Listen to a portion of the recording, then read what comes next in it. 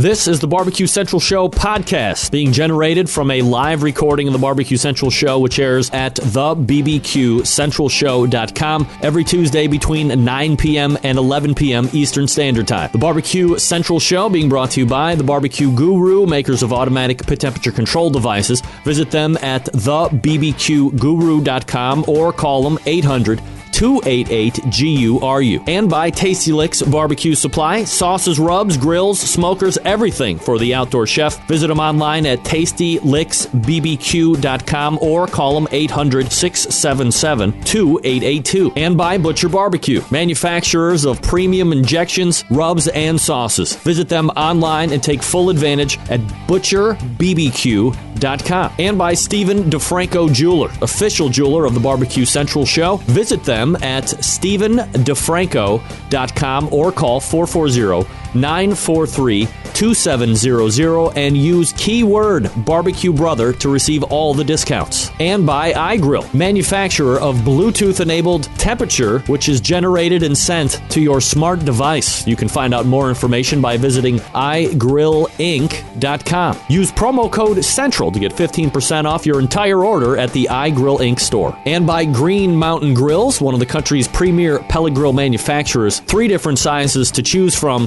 something to fit in every budget, and find out more by visiting greenmountaingrills.com. And by Cook Shack, the country's premier manufacturer of electronic and pellet-driven cookers, servicing the residential, commercial, and competition markets. Visit cookshack.com for more information. This is Rennie Knopf with ChampionshipBBQ.tv, and you're listening to the Barbecue Central Show. So to get that perfect barbecue, you use wood. Are you sure it's safe? Whatever. We put the lighter fluid on, strike the match, and... Ooh. Should we call the fire department? That might be a good idea.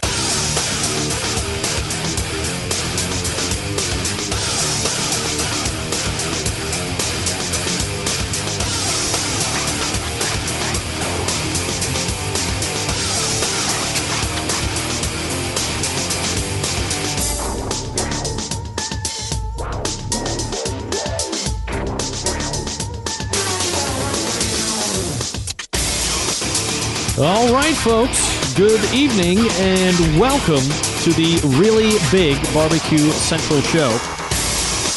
This is the show that talks about all things important in the world of barbecue and grilling, broadcasting live and direct from the Rock and Roll Hall of Fame city of Cleveland, Ohio.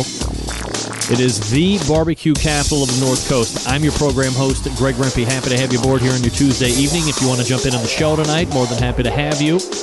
You can do it via telephone, 216-220-0966. You can also email the show if you'd like to, greg@thebbqcentralshow.com. Your 2 bits of contact information. Anything else you want to find out about the show can, of course, be obtained by visiting the main website, thebbqcentralshow.com. And here's what's happening tonight, in case you didn't get the newsletter, which you can also find on the main website. Coming up in about 13 minutes from now, Gabriel Garcia.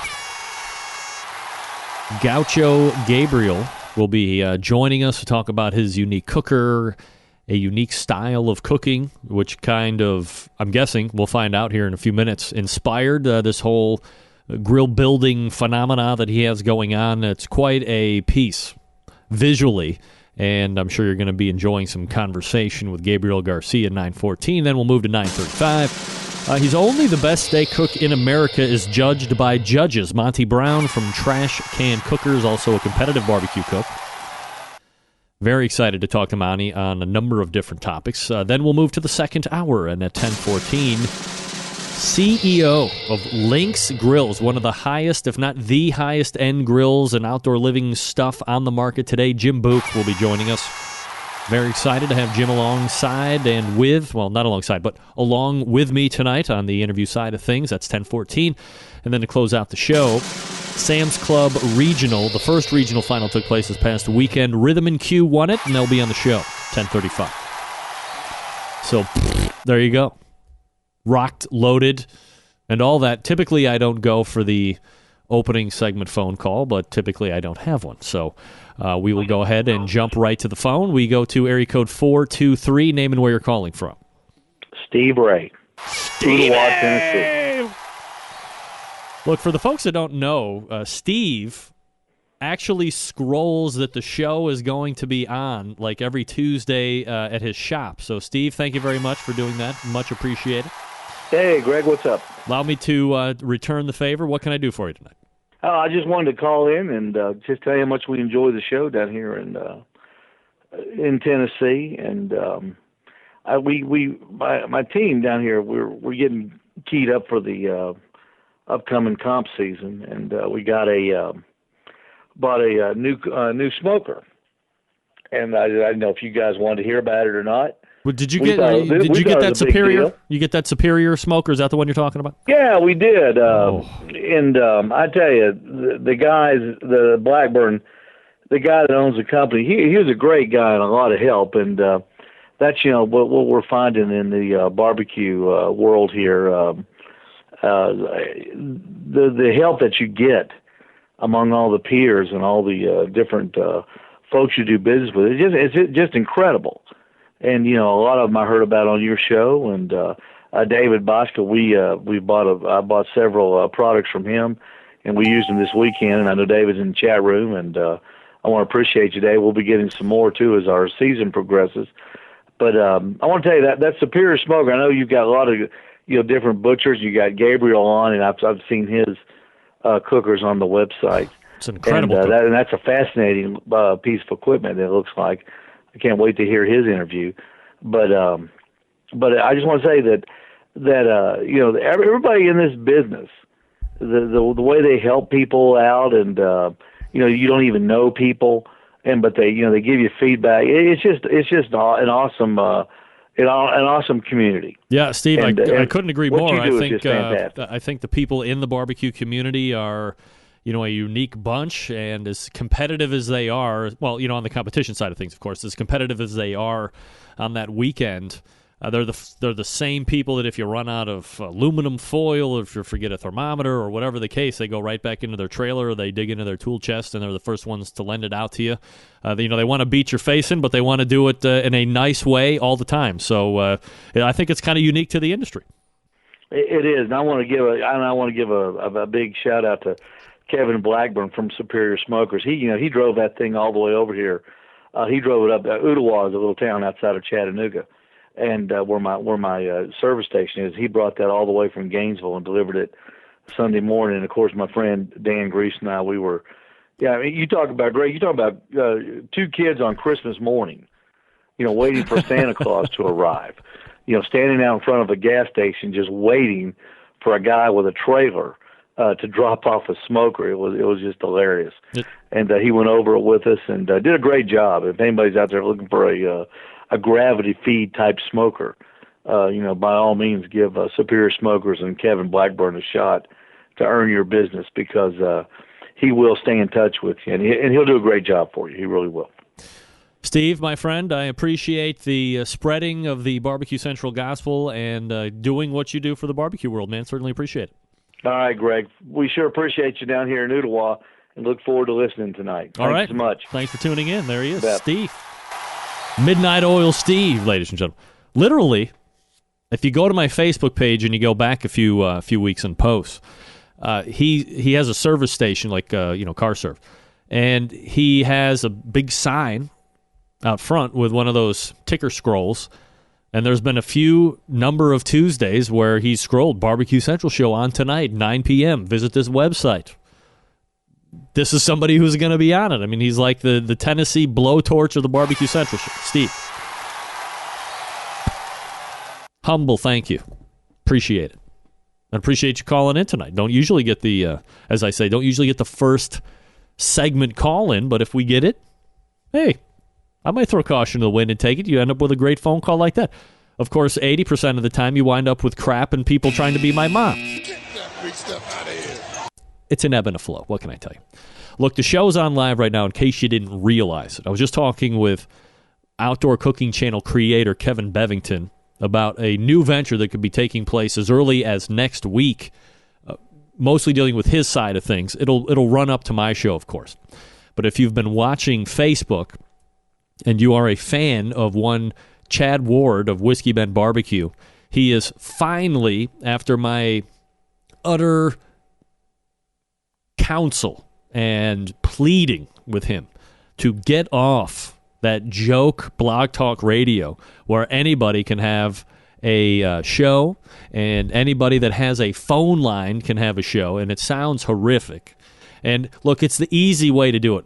What's they say? If it was easy, everybody could do it. Well, Blog Talk Radio makes it so easy, anybody can do it. And guess what? It sounds like anybody can do it. Get that freak stuff out of here. Hey, Willie. What are you doing? Yeah. You going to bed? All right. Well, yeah, it's 9 o'clock. Of course I'm doing my show. No, 7 o'clock. What are you talking about? Oh, all right. Duly noted. Got to wake Marley up at 7 o'clock tomorrow morning. There you go. He is finally throwing caution to the wind, and he is going to step up to the major leagues of outdoor cooking and talk and all of that stuff. And he is coming. Hopefully next Tuesday between 7 and 9, so the run-up to the show. Chad Ward bringing Whiskey Bend Barbecue in the Pit to the Outdoor Cooking Channel. I don't know if I'm allowed to technically say that out loud, but I just did, so if that's wrong, sorry, sue me. Get that freak stuff out of here. It's going to be a very exciting 4 hours of barbecue talk. Chad sounding in top radio voice. He'll also have a video feed as well. We're working on those type of logistics, and we should have what no other outdoor live fire cooking station has, which is 4 hours of live programming every week on Tuesdays. So I always say, if you think you have the ability to run a show, if you can make a very small investment in sounding halfway decent, you too could have a show right here on this Outdoor Cooking Channel if you get in touch with Kevin Bevington and say, hey, I think I can bring something unique, something extraordinary, something irreverent to this outdoor live fire cooking industry, and I'm ready to give it a shot. So I'm looking forward to having Chad join the family here and leaving the great unwashed, as it were, over at the blogtalkradio.com. Thank goodness. All right, quickly, a public service announcement to all the barbecue brothers and sisters from our show sponsor, Stephen DeFranco of Stephen DeFranco Jewelers, who is also a barbecue junkie, self-admittedly. Mother's Day is coming soon. Very soon, like in a couple weeks. What are you going to get Mom this year? New clothes that won't fit, new shoes, because she has 700 pair. You know, she doesn't want barbecue sauce or anything cool like that. She doesn't want suspenders. Yuck. How about the perfect answer, a new watch? Steve has an incredible selection of watches that would be perfect for Mom. Bulova watches. Why spend a ton of money on a watch if you don't have to? Bulova watches are stylish and affordable, starting under $200. Bulova watches come in traditional quartz styles and retro-styled automatic versions. Chronographs, skeletons, traditional styles fill the Bulova line of timepieces. Of course, the Precisionist, which I own, do you want to get Mom one of the most accurate watches in the world? Bulova Precisionist is just that watch. The exclusive movement of the Bulova Precisionist breaks down the second-hand movement into 16 segments per second, giving the second hand a smooth-moving appearance. Steel titanium versions are also available. Then you have the Accutron line, which I also have. High-end without the high price. Cadillac of the Bulova line. The Accutron is the pinnacle of high-end design without breaking the bank, starting below 600 U.S. bones. The Accutron watch gives you the high-end style, quality, and lifestyle you're looking for without breaking the bank. And then if you want to change it up a little bit, Citizens. Is Mom a gadget junkie? She might be if she's into barbecue. Eco Drive technology converts light into energy, powering your watch perfectly and accurately. Then you have the Philip & Company watches. They use the ETA-style movements. They're Swiss, all hand-assembled watches personally by Philip himself using ETA movements. And they are serial numbered and registered with Philip himself, starting at $895. Mom's not worth $895? What do you say? Yo, Mommy, you're not worth $885? That's crazy. All watches from Stephen DeFranco come with the exclusive watch performance package that includes a 1-year extension of the manufacturer's warranty, free engraving, free watch batteries for the life of the watch, free shipping, free polishing cloth. He'll set the time for you if you tell him what time zone you're in, for crying out loud. All done at no extra charge. So you head on over to Stephen DeFranco. That's Stephen, DIFRANCO, or you call him, 440-943-2700. That's 440-943-2700. We're back with Gabriel Garcia and the Gaucho Gabriel right after this. Gabriel Gaucho. We'll talk about it here in just a second, all right? Stick around. We'll be right back.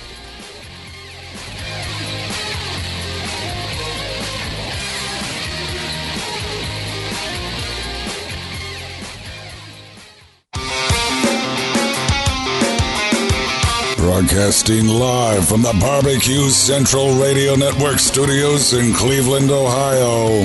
You're listening to the Barbecue Central Radio Show. Once again, here's your host, Greg Rempe. All right, we are back. 216-220-0966. Greg at thebbqcentralshow.com. Your email address if you want to jump in. This portion of the Barbecue Central Show tonight brought to you by the Sam's Club National Barbecue Tour. 31 cities, $500,000 in cash to be won, plus eternal bragging rights if you win the whole thing. This week, the Sam's Tour rolling in to Overland Park, Kansas for a local qualifying event that will see the top 6 teams move on to the Midwest City, Oklahoma Regional Final. That'll take place on September 20th. To keep up with the tour or to register and compete, you visit kcbs.us/Sam's Tour. Very simple, very easy to do. All right, so the recurring theme tonight is going to be grills and competitions.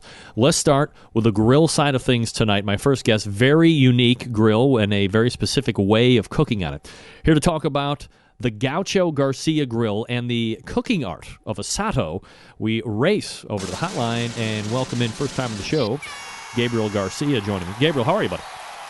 I'm good. Thanks for having me. Dude, no video for you tonight or what?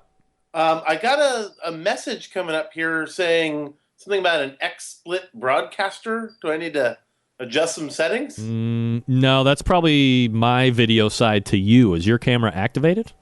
My camera is activated. It is? Yeah, hold on. Let's see. Oh, here we go. Oh, here it comes. There we go. Here we go. There he is. There's Gabriel. Muy guapo asado. Estoy bien. I don't even know what the hell I just said. All right. Let's see. Okay. Now, there he is. Okay. Now, why isn't... Hold on. Give me 1 second here. There. Okay. Perfect. So, I think when you visit your site and you see the cooker, and then you listen to the story behind it, it must go without saying that perhaps you had quite a unique experience at Asado.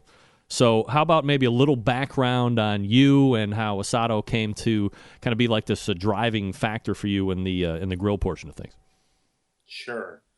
So my wife's family is from Argentina. Our father emigrated from Buenos Aires a number of years ago, but he was the only one of a large family to do so. So she still has 6 aunts and uncles and over 30 first cousins down in Argentina. Wow.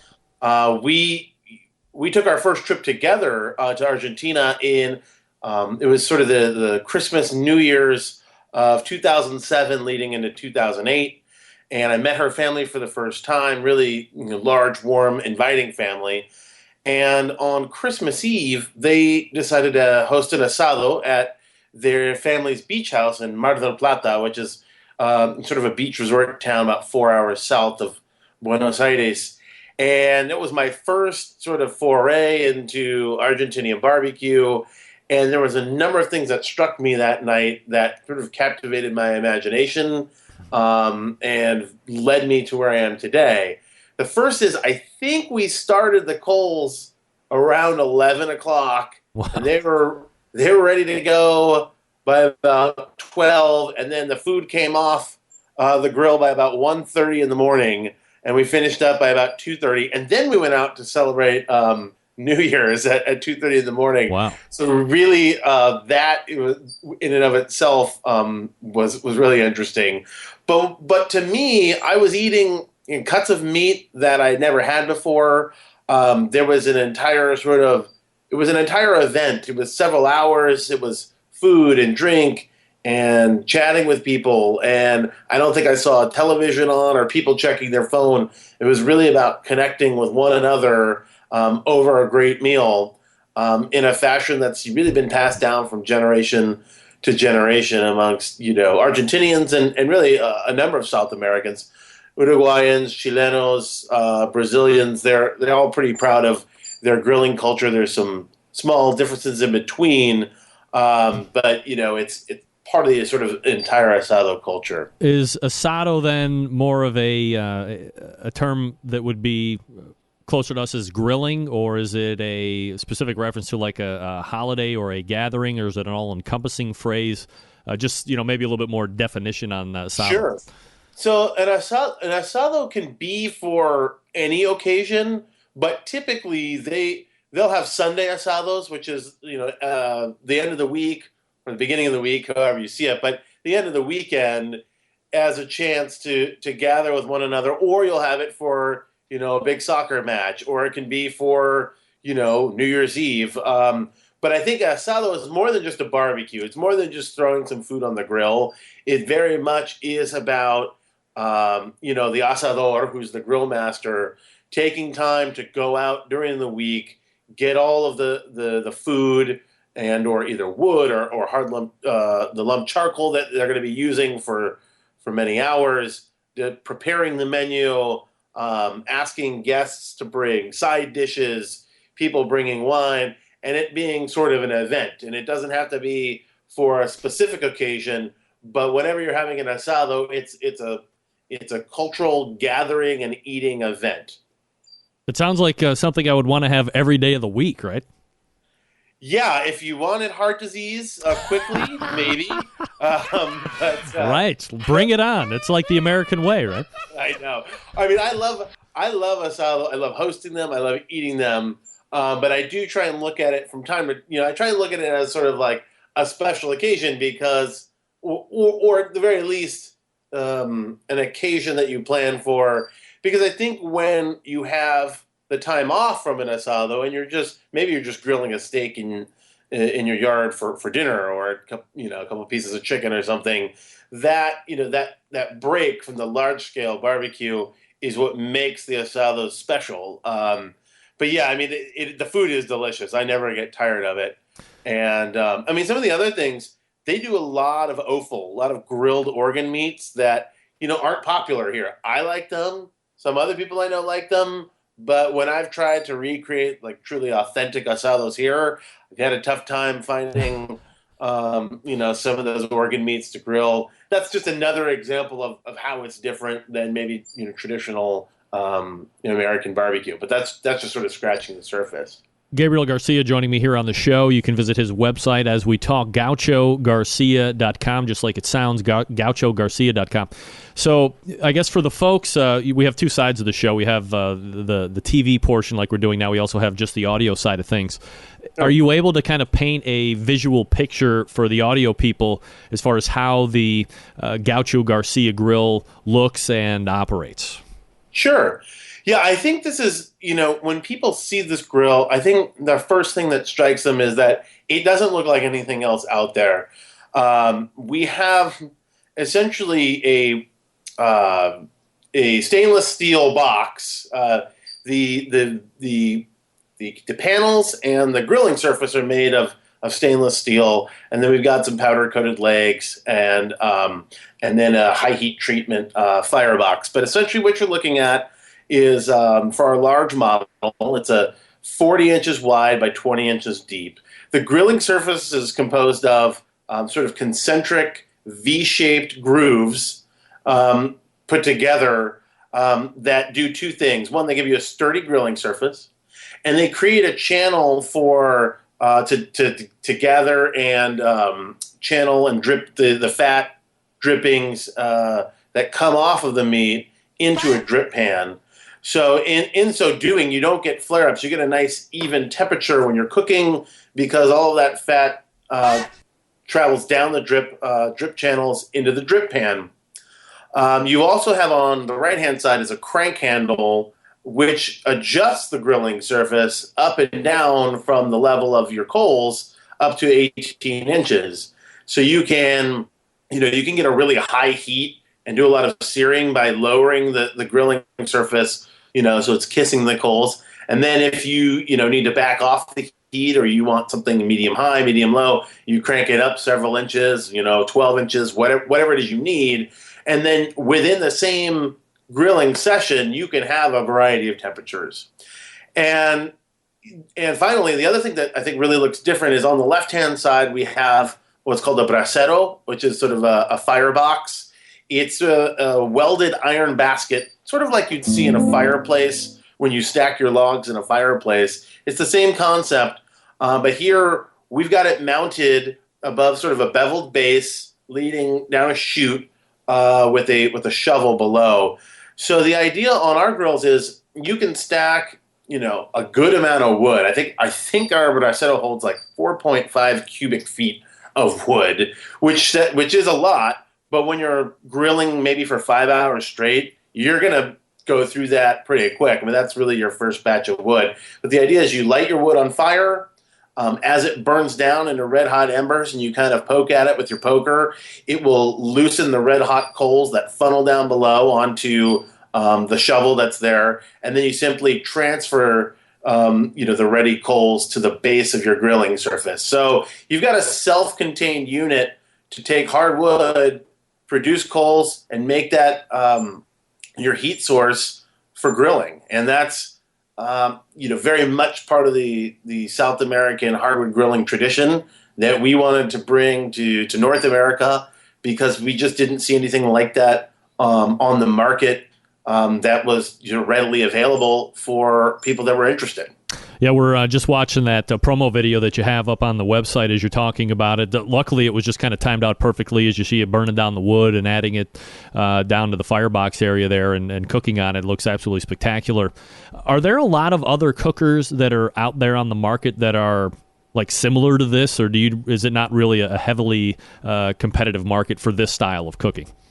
So there's a few competitors out there. There's one company, Grillworks, has been in business for a long time. I've spoken to Ben Eisendrath, who's their CEO, and they make great stuff. They've really made headway into the restaurant space, and we would love to get there as well. They certainly have a head start with over 3 decades worth of being in business. A lot of the feedback I got from people was, man, that looks great, but with an entry-level grill, a 20 by 20 inch grill that starts at $3,900, $4,000, wow. It was out of a lot of people's price range. There's some other competitors out there doing some sort of, custom stuff where it's not quite turnkey, where you can place an order online and expect it to be coming in the mail. There's sort of a back and forth, working out the purchase order and the invoicing. And I don't know what the quality of them is. I don't know what who their typical customers are. What I do know is for Gaucho Garcia, we wanted to get into the same space, recognizing that it is a niche market, that not everybody is interested in grilling this way. But for those who are, they wanted something that was authentic, that had a really terrific firebox, so they could experiment with different types of wood like mesquite or hickory or oak or applewood, whatever was readily available to them in their area. And I think there was also a lot of feedback from the fact that we've been, I personally have been blogging and writing about Argentinian cuisine and tying my roots, to my wife's family, and having been there 3 or 4 times and, interacted with asadores down there, lending a sort of a flavor of authenticity to our company that I don't think the other competitors out there can match, because we've been writing about it, documenting it, and sort of promoting that culture for the better part of 3.5 years now. And now we just want to bring the products to the market to match some of the content that we've provided thus far. Gabriel Garcia is my guest. Obviously you look at it on the video, or if you've seen it online in other places, it's certainly an impressive-looking piece. Probably is a item that generates a lot of conversation around your house or backyard. For the folks who buy it or are interested in buying, how does it ship, and one expect in regards to any type of assembly or what have you once it hits the driveway? Sure. So right now, we just finished our Kickstarter campaign. We successfully funded on April 11th, and that was a really big boost for us because we needed that cash to sort of really get the first multi-unit run of grills produced. So we are going to be wrapping up. Well, when I say wrapping up, we're going to be transitioning the website from just that promo page with the link to Kickstarter into a fully functioning e-commerce website where people can place orders through the Shopify platform that we're using. It's got a great checkout. It's a very secure site, and we're basically going to be building out the e-commerce store. I believe that we should have our grills in people's for those that order right as we sort of launch. We should be able to get those out to customers by mid-July. Because of the size of the grills, we're going to have to send it freight shipping.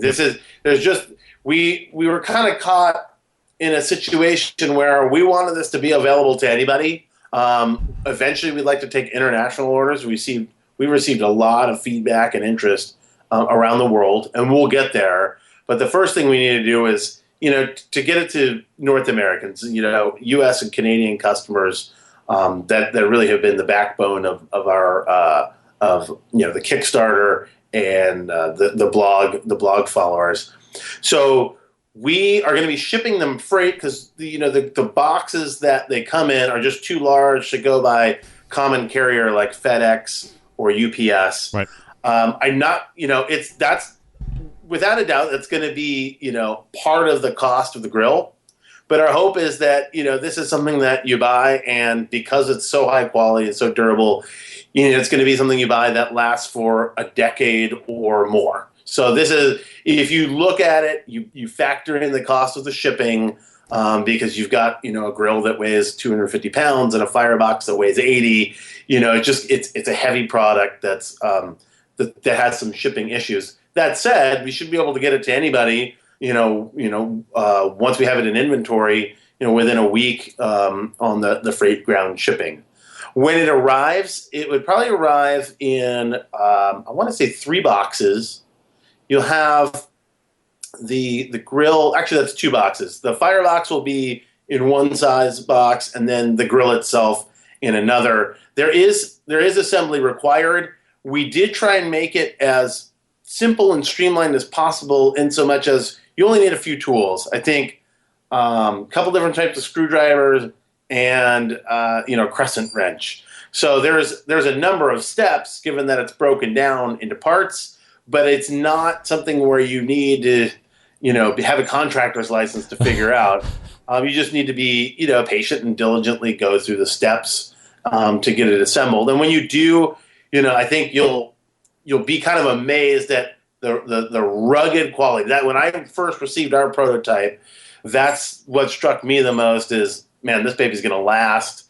It's heavy duty. It's going to withstand the 1,000-degree fire that I'm about to light in this firebox, and have coals burning in it for several hours. So those are sort of the things that struck me upon me assembling and building mine for the first time. Let me ask you this. We got a couple minutes left here, Gabriel, and I appreciate your time. I live in Cleveland. We experience all 4 thermal cycles, and it's mostly winter, whether we like it or not. And this one was especially heinous with snow and below zero temperatures for days and weeks in a row. Is this something that's going to need to be covered if I get one on my deck or on my porch, or can it stay uncovered? What's the care and the maintenance issue here? So what we've got is, like I said, the walls of the grill box are stainless steel, as are the drip pan and the V-groove grilling surface. So I think everything that's in contact with food is made of stainless. It's removable, can be easily cleaned. There's no real worry on rust there. We've got powder coating on the legs, which will certainly help. It's not stainless. But it will withstand a good amount of moisture. The firebox is somewhat problematic only because we have a high heat treatment paint which will help that last, but we couldn't, because of the high heat being produced there. We couldn't get it powder coated. Yep. So there you could see some spotting. We're going to have our warranty up. You might see some spotting, but that's part of the oxidation process. It's not going to be in contact with the food, and I don't know yet. I mean, I haven't seen anything on my grill I think it's going to depend on the exposure to the elements.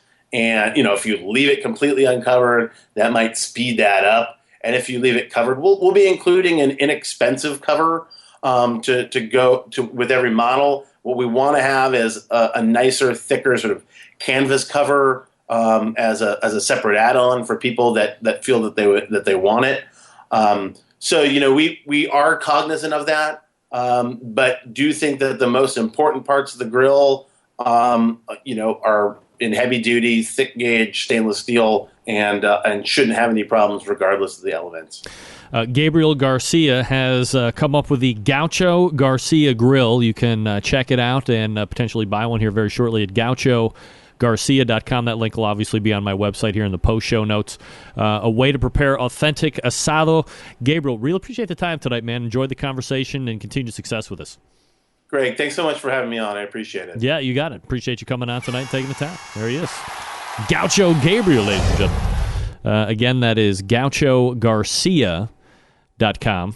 And, man, I thought just the conversation on asado and Argentinian cooking and all that stuff was fascinating all by itself, and kind of got lost in that, and want to make sure I got the time in to talk about the grill. I lost track of my own indulgence there. Monte Brown coming up out of the break. All right, gang. I talk about him each and every week. Midnight Oil Steve just talked about him when he called into the opening segment. Of course, I'm talking about Dave Voska and Butcher Barbecue. ButcherBBQ.com, the place to go to order all of the stuff that you are looking to help improve the barbecue and grilling game, not just on the competition circuit, but if you're just a backyard jamoke just like me. It's going to help you provide a better product to your friends and neighbors and so forth. We all know the Butcher is well known for that injection, the beef, the pork, the Prime injection, of course, Bird Booster. The Prime injection has combined all the things loved from their beef injection using its award-winning flavor enhancer, its ability to keep your brisket juicy, and they've combined that with what has become the competition standard in beef flavor. It is available for sale right now, of course, at ButcherBBQ.com. The rubs, the sauces I talk about each and every week. The 5-pound bag of honey rub that I am continually using, which I have found particularly good. Just a hint over some steaming warm popcorn fresh out of the microwave or off the stove if you go old school. A nice little sweet kick with a little bit of heat there. Oh, man, it is... if you've never put rub on popcorn in general, you're missing out on tasting rubs in a different way. But definitely use it.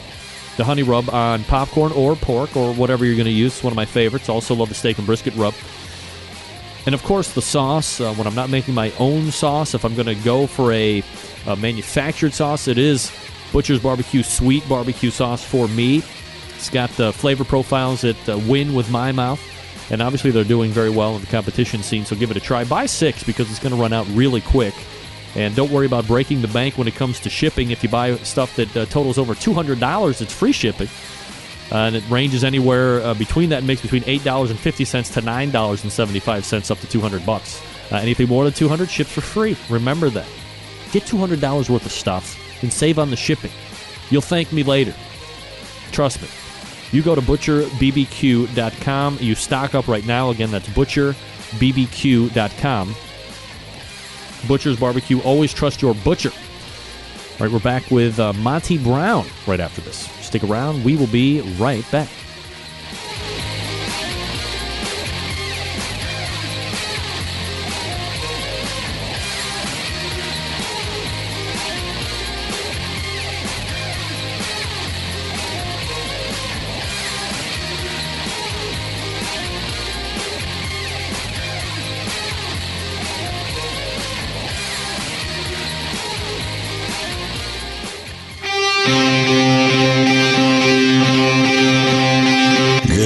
Smoke. Call 877-448-0433 to get on the air. Now, here's your host, Greg Rempe. All right, welcome back. John Dawson weighing in. Patio Daddio. Gaucho Gabe brought it long and hard, like the third grade. Great interview. Couldn't agree more, John. Appreciate you listening, of course. providing the feedback. Look, if you want to get on the show, the easiest way, of course, is to drop me an email. You know damn well I'm probably going to read it. All right, my next guest is a competitive barbecuer and currently the reigning steak cook of all the land. Let's go ahead and race over to the hotline and welcome first-time guest and pitmaster of Trash Can Cookers, Monte Brown, joining me here on the show. Monte, how are you, buddy? Well, I'm doing pretty good. How's everybody else doing tonight? Everybody in Cleveland, Ohio is rocking out. No pun intended.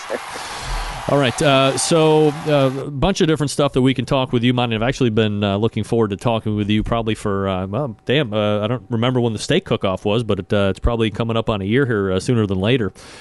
It's back in May. We're getting ready to go back again. So. Hey, there you go. All right. Now, as far as background in cooking, obviously we have the steak thing we can talk about. You're a competitive barbecue cook. Just in general, are you somebody that had a family and friends that were really into backyard cooking, or is this something that maybe you decided to get into a little bit later in life?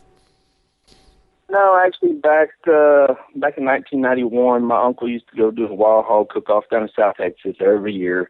We always went, and I went there every year. It's just a one annual event. And then back around 2002 or 3, invited me to cook a couple of them. They got an extra spot, you should say. Then 2011, there was a couple of IBCA guys there that actually cooked the event. Got to visit with them, and then they turned me on to the actual sanctioning event. So it was turned on from there. I don't want to sound like I'm showing my ass here. Well, perhaps no pun intended. But what is a wild hog cook exactly? It's basically a cook-off that you cook anything wild hog, any portion you want to turn in from a wild hog. Like one with the snout and the teeth on the side. Oh yeah, snout, tusk, however you want to do it. Really? It's straight wild hog. Wow, is that safe? Oh yeah, we're cooking it. Wow, it'll be all right. It ain't gonna hurt nobody. Now, is the better part of that the fact that you also are tasked to go out and hunt one, or are they provided for you? No, you actually bring it to the event. Wow, that's outrageous. So if you couldn't go out and hunt one yourself, then you better know some buddies that know how to do it, or catch one, trap one, however you want to do it, and make sure you got one before you go. Monte, we got to put together the wild hog sanctioning competition scene of all that thing. We would have a TV show in a heartbeat. Are you kidding me? It's pretty interesting too, because they're pretty lean, so you don't have as much fat as you do on a domestic hog. But yeah, it's pretty interesting. So aside from the wild hog stuff and obviously the steak and the competition barbecue, are you into any other competition food events, or are you pretty much stop at that gamut? No, pretty much right now all I do is your sanctioning events as far as barbecue, and then steak cook-offs. That's where I've kind of landed right now. How do you come up with the name Trash Can Cookers? When I first started doing sanctioning events, I originally started with a homemade offset pit, went to one event, teamed up with my father-in-law there for a little bit, and we tried it, didn't work. I mean, it was just feeding the fuel. I mean, it wasn't insulated. It wasn't anything fancy. It was just a all-day deal, just trying to fuel that thing. So got to reading a lot about UDSs, and that's how I became Trash Can Cookers when I bought those 3. Designed them, fixed them. It's pretty much everything's online, how to create them and make them work, and they're pretty simple. And that's how I started, and that's where the name came from. Monte Brown is my guest, pitmaster Trash Can Cookers. Monte, are you mostly an IBCA cooker when it comes to the sanction stuff, or will you get out and do some other sanctioning bodies as well? No, I'll do any sanctioning body that there is. I'll go anywhere. Do you have Yes, IBCA, Texas Gulf Coast, you name it. Wow. Do you have a particular favorite if you had to choose between them, or it doesn't matter? Well, IBCA is more centrally located around me, so that's my choice as of now. I love KCBS. We're slowly getting more of them down here, and I mean those are my favorite now. Texas Gulf Coast is working on few new things, which is going to be interesting, and hoping it works out. And I'll be start leaning more towards that from here on out. Have you seen the competition side of barbecue grow since your time in the sport? Like, are you surprised that you have seen so many clubs and organizations and other sanctioning bodies just kind of show up all of a sudden? That did you think that when you got into it, it would be as intense and as growing as it is currently? No, I mean there was cook-offs we used to go to when I first started that were average, 15 to 25 teams. You'd have your several that were 75 to 100. I mean, now, they're pretty much all consistently over, 30 teams to 50 to, now we have those invitationals and different things that they put on now that, we're getting 150 teams. And so it's grown a lot since I started. And it's exciting because that's my favorite part. You get into a big contest with a bunch of teams. That's where you feel like you can make your stuff shine, and it turns into a whole different game. And then too, how you make your stuff taste cold and what it's going to taste like cold, and I'm excited about it. It's just gotten so huge. I'm ready. You just mentioned something, and rarely do we kind of talk about it except maybe a few times, but it is really important if you're going to be a good competition cook, and it sounds almost counterproductive, but you have to be able to have your food taste really freaking good, either lukewarm or cold, because typically that's how the judges are going to taste it, right? Exactly. It could be, that first table gets it, it's nice, it's pretty hot yet, and then the next round, it might not be so. This is IBCA too. You're going through different round judging. So by the time you get to the final table, it's already been through 4 rounds of prelims, let's say. Then you get to your final table. Well, it's already cold. That box has been opened up, 30, 40 times. It's already cold, so it's got to taste good there too. Monte Brown from Trash Can Cookers is my guest. Monte, if I could, we kind of transition over, and I'm going to be a little indulgent here on my own. Let's talk about steak for a second. Okay. I love steak like nobody's business. I could eat steak for dinner, breakfast, and lunch every day of the week. Different cuts. I love every single cut. Well, I'm not a big fan of filet myself. I think that's way overhyped, and it's pretty bland flavor wise. But any other cut, I'm down with. So, when we talk about the steak cook-off that you were able to win last year, how many times had you competed in that particular steak cook-off prior to taking the win? In that particular steak cook-off, that was the World Championships. That's where you gain your world title. It was my first year to be there. Wow. And I had a rough experience there at the beginning. When I got there, they give you so many steaks, to cook for public, depending on the size of your pit. And then you get so many tickets to do whatever you want to, whether you can go try other steaks or not, or you use those tickets for the extra steaks that you have. And I did some practice runs right before turn-in, just trying to tweak it down. And we had a bad experience. I was actually giving people my steak to, here, just try this, taste it. And it came out so bad. It was pathetic. It turned out real salty for some reason, what have you. And then the one steak that I had keyed my eye on the whole time for my turn-in steak, I put it on there, got it going. It was looking good, made my decision to keep it and turn it in. And sure enough, it was the World Championship steak. Wow. Just like that? Yeah, great. Yeah, evidently, if you're taking World Championship steak on.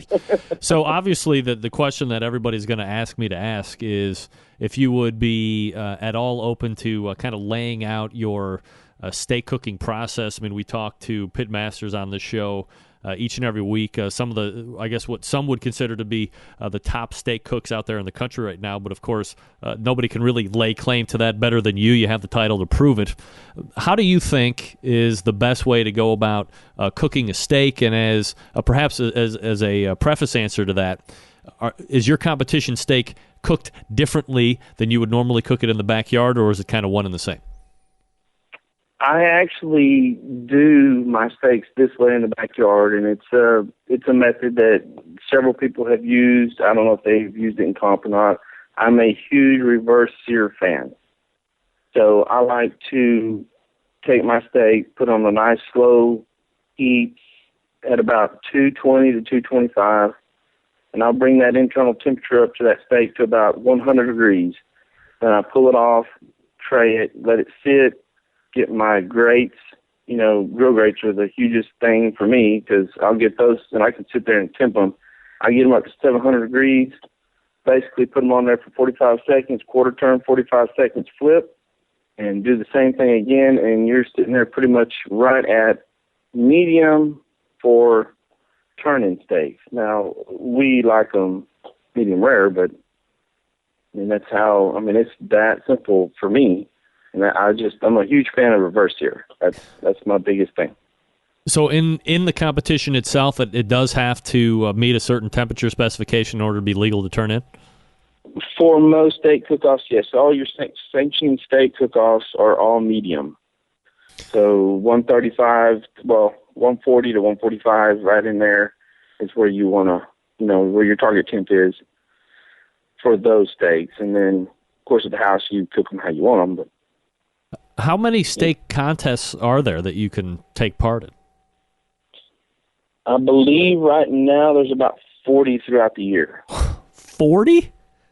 Yes, and it's growing. Wow. Since SCA took it over, it's just starting to grow. They're starting to get the association built up a lot bigger and better, and it's coming along, and they're doing a great job, and it's going to be huge. And it's so easy, for anybody to get into because you don't have to have much to do it. I mean, it's a one-day event. You roll in, take out your Weber, cook your steaks, pack it up, and you're done. Wow. You go home. There's no overnight. Like what's a payout if I win a steak cook-off? Just in it doesn't have to be the top or the bottom end, but just in general, like what's a winner taking home? Generally at the World Championships, you take home $4,000 for that one steak they provide. Then you've got several down here that are $1,000 each. For for first place steaks. Yep. So the payouts, it's great, and then for SCA they provide all the steaks. You just pay your entry, which is generally $150 to $200, and it's just a one-time deal and roll in, roll out. There's no overnights. There's no extra expense. You don't have the big trailers, and you can actually throw everything. I went all the way up there in the bed of my pickup with my Weber grill, and that's how I did it. Yeah, of course, I got a hotel room, but hey, I was actually loving it. You can be a world champion by rolling in your pickup truck. You can leave the same day, and you're not going to have all that other stuff like you do with the like it's being so popular in the competition barbecue circuit. Monte, do you have a favorite cut of steak? If we were going to go to the butcher, what are you picking out? How thick is it going to be? What do you like? I love ribeye steaks, 1.25 to 1.5 inches. Can you go too thick on a steak? Could you? I mean, I'm 1.5 inches minimum. And I'll go to 2 inches if I'm feeling robust in the appetite. But can you get too thick? Does it become more like a roast at some point? I don't. Well, I've never really gone more than 2 inches. I usually 1.5 inches. It's kind of where I stay at.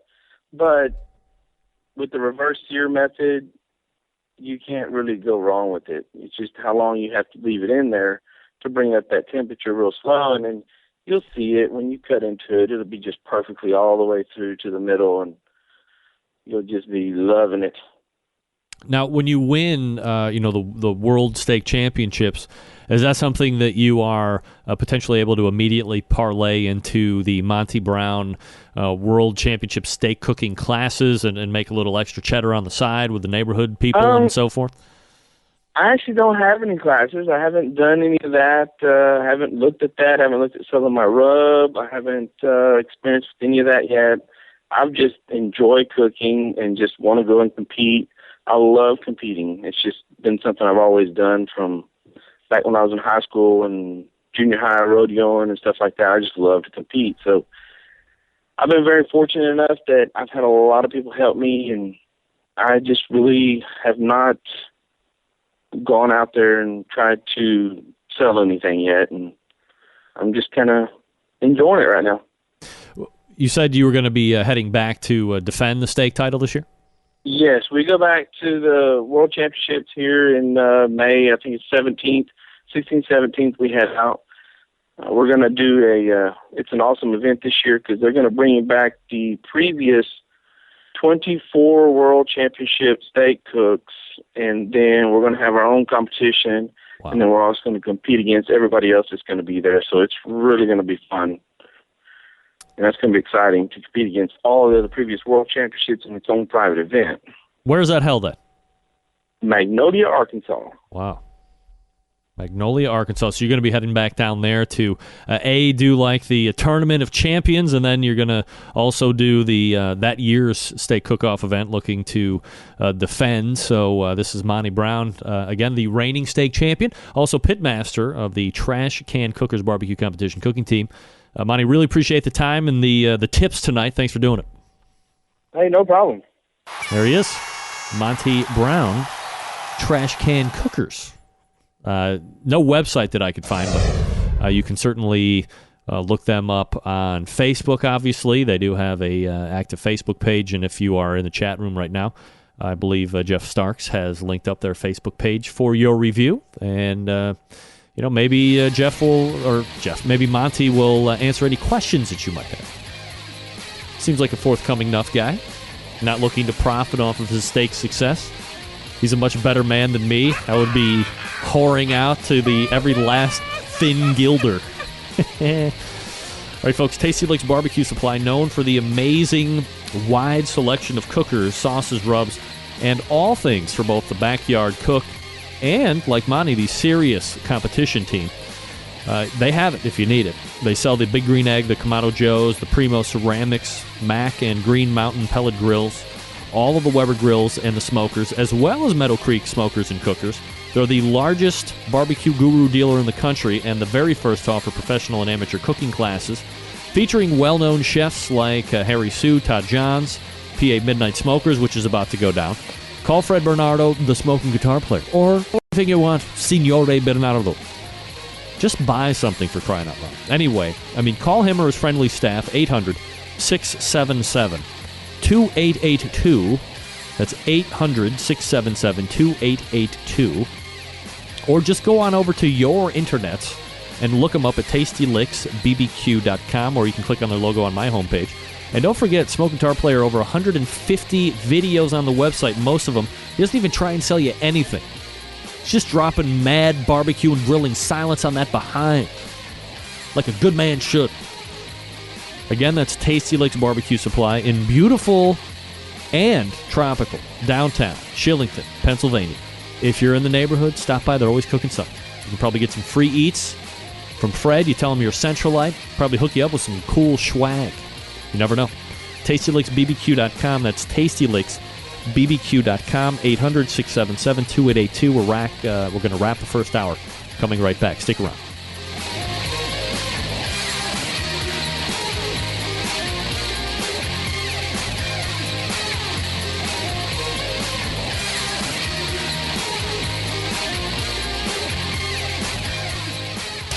Big name interviews, advice on cooking brisket and ribs, and the only host willing to share his honest opinion on all things important in the world of barbecue. It's the Barbecue Central Show.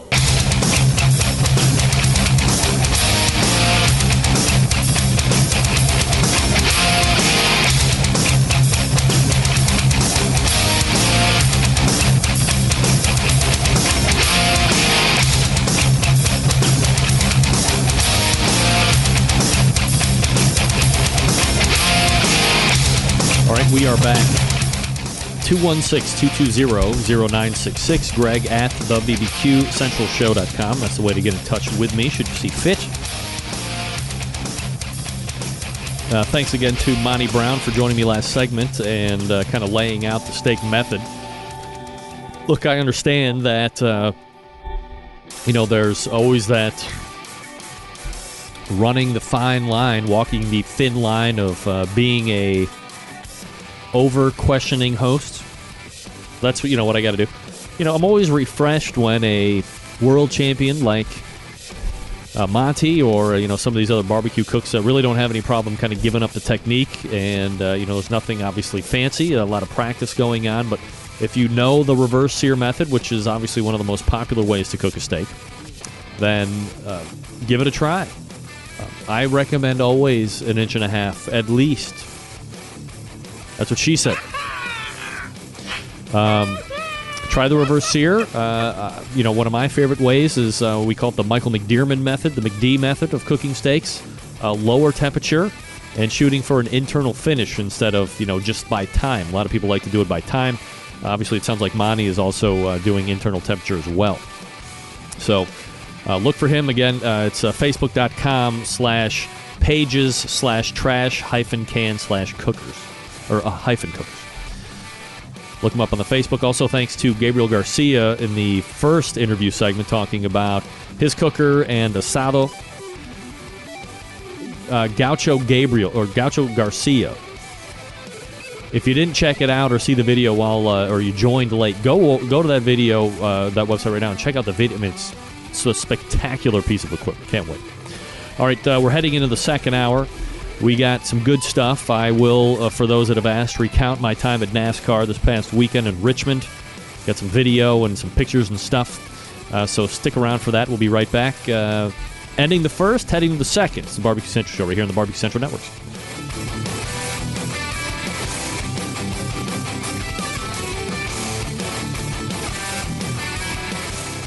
From my heart and from my hand, why don't people understand my intention? Happy to have you aboard here for the Really Big Barbecue Show.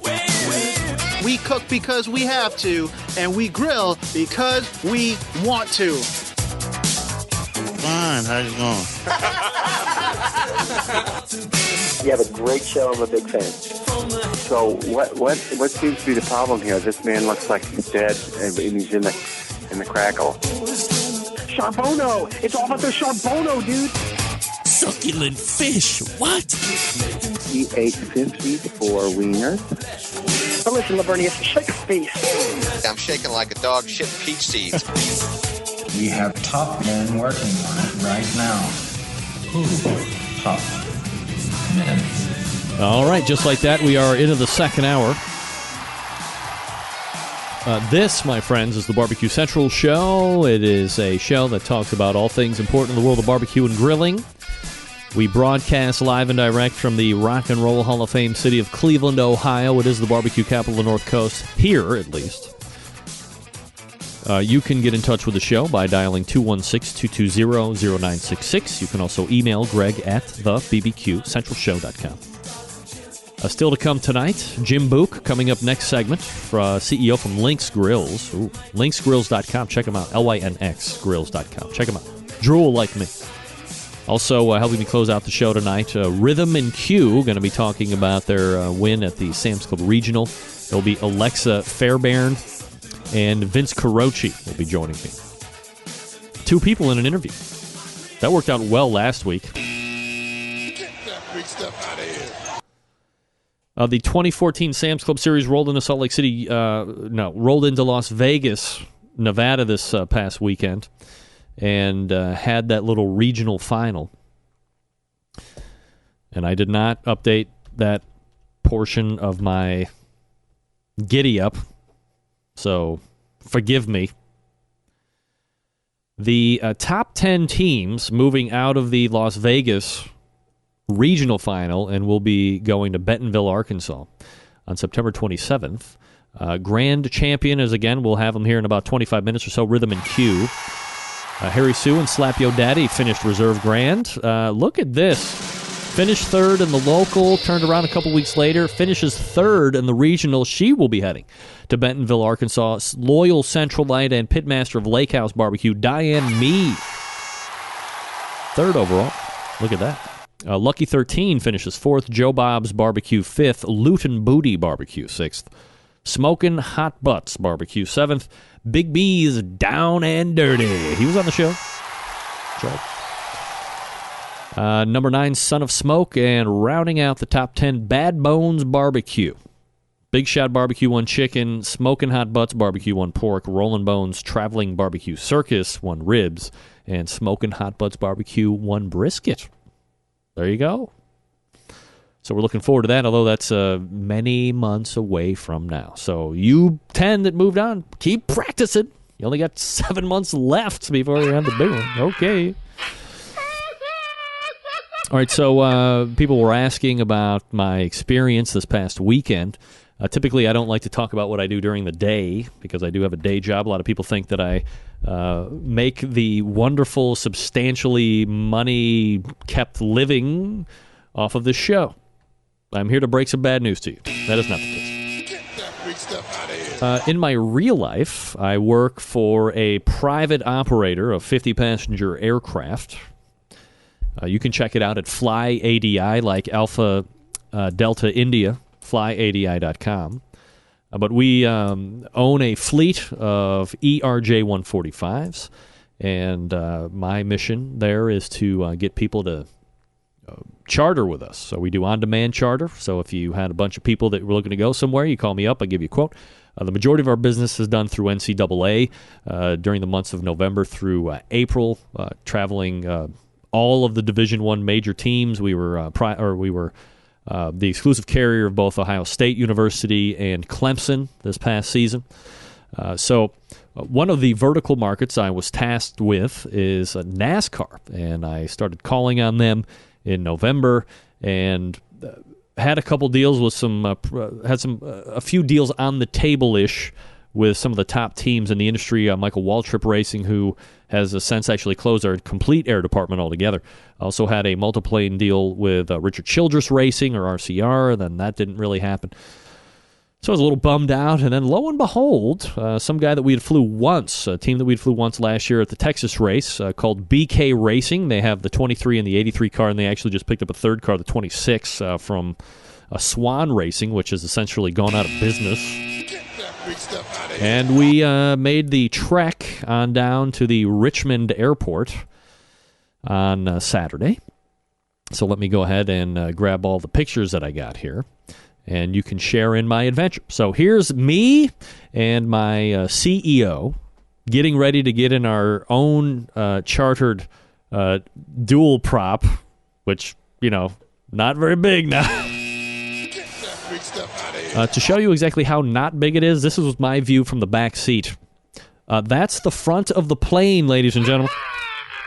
That's my pilot, Paul, right there. So we flew down an hour and 25 minutes into Richmond out of Cleveland-Canton Airport.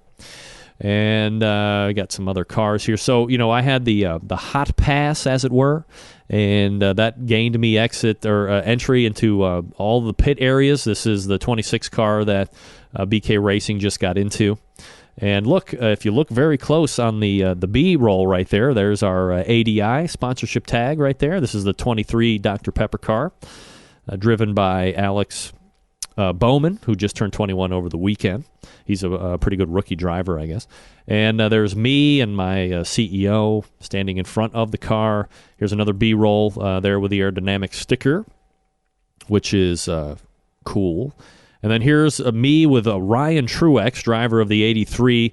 I'm sorry, that's my boss, Scott, with Ryan Truex. And here's some more. Okay, hold on a second. Don't need to see that yet. Here's a look down the pit road, because I had full pit road access. Here's me with Ryan right there. I'm on the right-hand side. Ryan, you can see I tower over Ryan Truex. He is the size of a 12-year-old boy. Stuff out of here. Pit road again. You can see on the left-hand side the BK Racing pit box. This is actually where I watched the race from, in the pit box. And this is our car here, the 83 Voodoo Barbecue. I mean, it just so happened that Voodoo Barbecue sponsored the race for the number 83 car this past weekend. Oh, sorry. Let me get do I have a better shot? That's what the inside of a NASCAR looks like, in case you've never seen a NASCAR. But again, this is our the guy that took the picture is like, get down by the ADI sticker so you can have your picture, your ADI sticker. Can I rotate this? Yes. There's pit box again. This is what it looked like kind of building into the race. The cars were out and getting ready to go. There's our 83 Voodoo Barbecue, which is a very cool-looking car. It didn't finish very well. That's for sure. Little pit road action getting ready to go. And let me pull off some video here for you. Hold on. This is the lap prior to green. So you can see him getting ready. Big stands.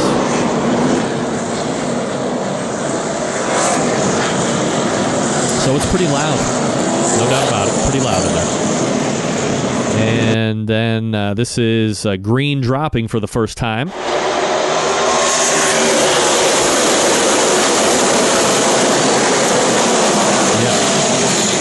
That's a little bit faster than they were just going there on that pace lap, for sure. This is what it looks like with our car coming out. Wow. There's our car. There's 83. You go get him, buddy. This is the mayhem look down while the race is going on. I mean, this is a scene. I mean, are you kidding me? A scene. All right, and here is the... here's a pit, what do you call it? A pit stop, I believe. Check this out. This is cool. This is a pit stop. Here it goes.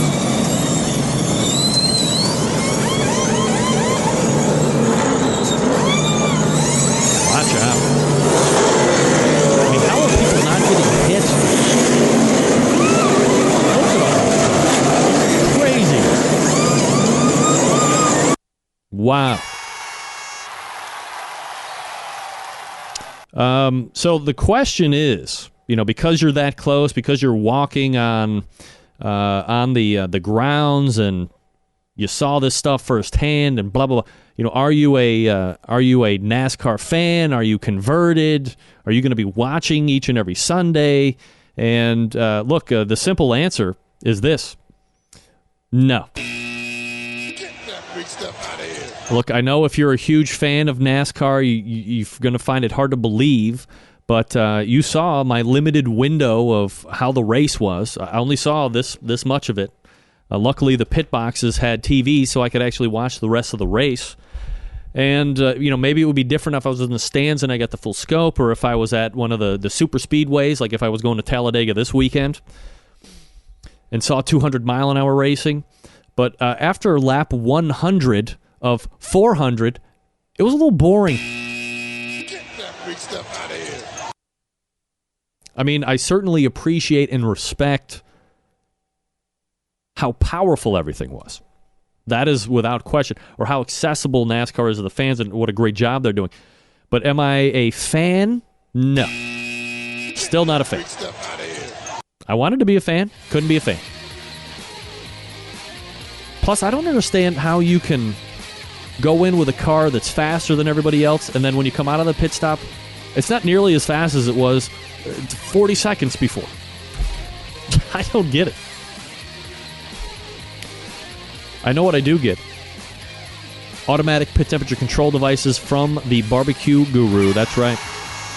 Man, oh man, these little beauties are wonderful. Many of you are busy working professionals like me. Perhaps you are constantly on the run with the kids, doing errands. Quite frankly, you don't have the time to sit around in 10 pit temperatures. The Guru allows you to throw on a pork butt, a brisket, a couple slabs of ribs, and then you're just off to do whatever it is you need to get done, and the Guru maintains that pit temperature you set it at. There's currently a number of different models to choose from.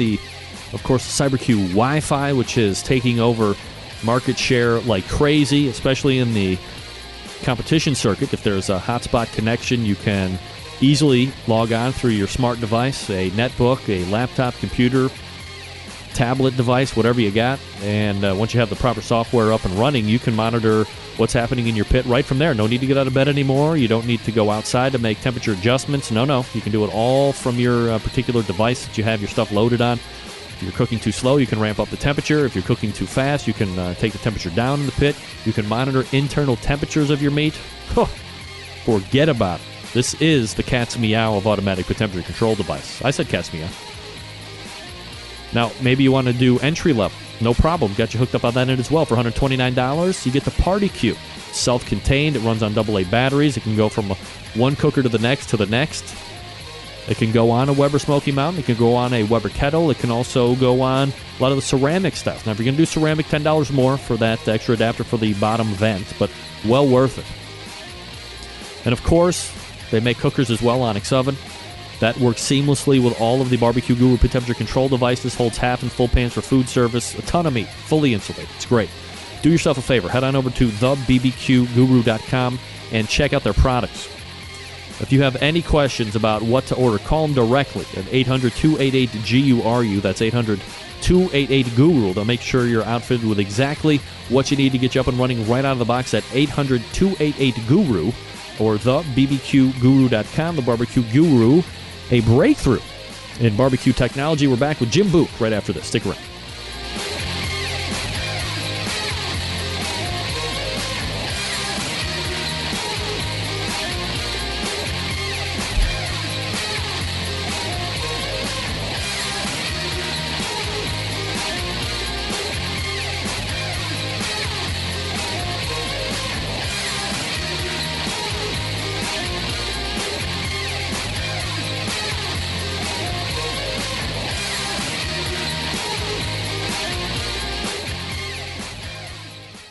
Broadcasting live from the Barbecue Central Radio Network studios in Cleveland, Ohio.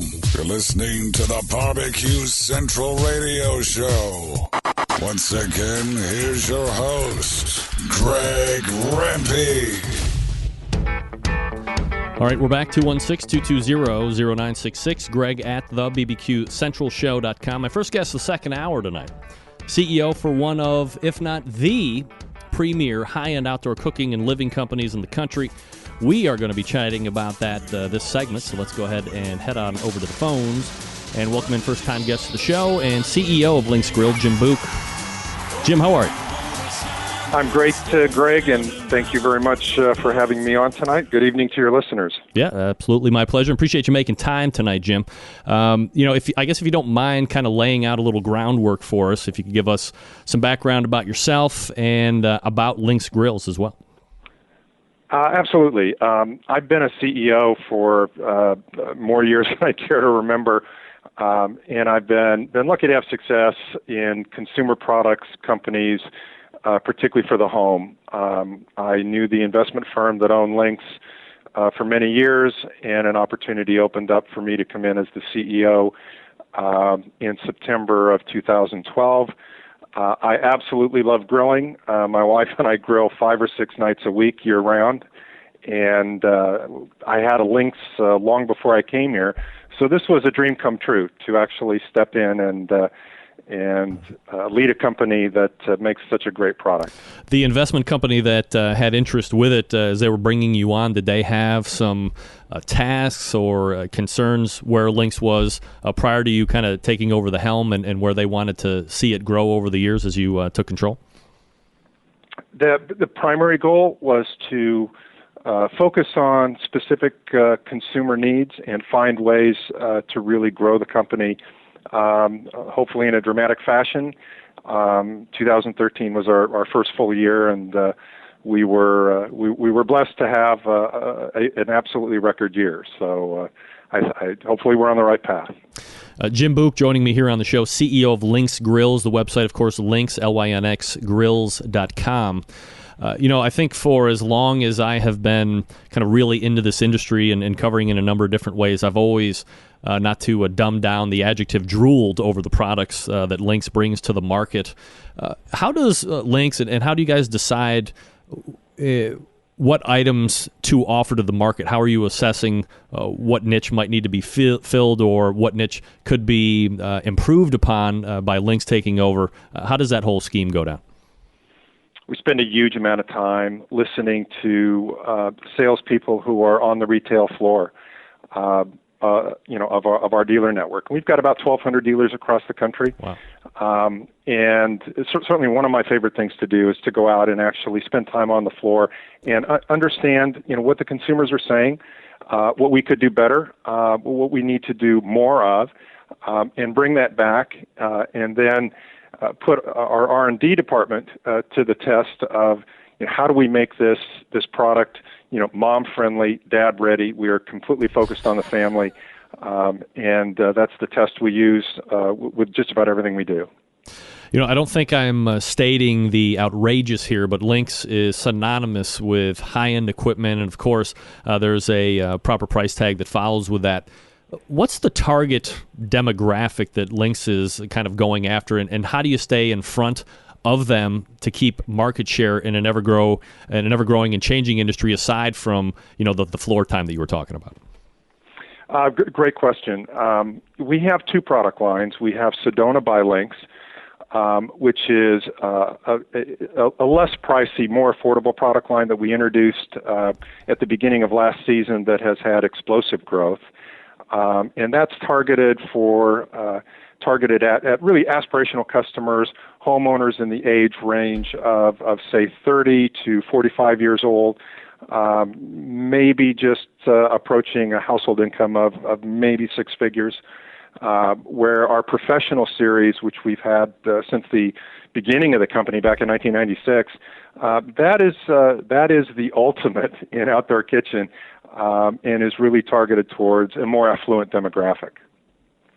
I guess it would seem, and it's completely myopic on my end, I guess you would say the people that are in that upper echelon of income, I wouldn't necessarily translate to them being the guys and the gals that would get out into the backyard each and every weekend or like yourself 5-6 times a week and turn the grill on and cook. They would go out, or they would have somebody else prepare that for them. Is that not the case? Is that a misguess on my part?